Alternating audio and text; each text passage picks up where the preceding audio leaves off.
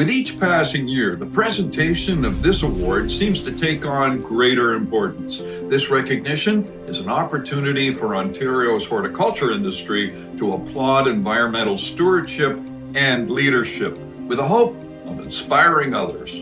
This year's recipient of the Environment Award is Colliers International for its Edible and Pollinator Garden Program. As the largest real estate services firm in Canada, with 64 million square feet of leasable commercial space from coast to coast, Colliers stands to make a huge impact by rethinking its outdoor spaces. In our Toronto Star column last year, Ben and I profiled the large urban farm at 95 St. Clair Avenue West, replacing concrete and annuals with kale, onions, and pollinators.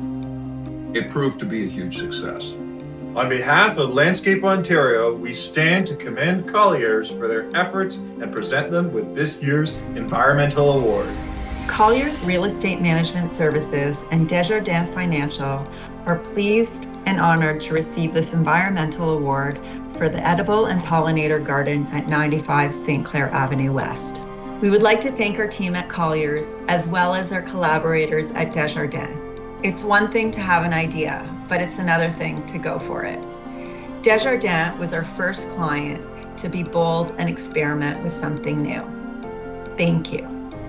We would also like to thank Hoffman Hayes and Aaron Mulhall for growing the food on site and engaging with the local community, as well as our local food organizations who work to ensure that the food we grow on site gets to the right people.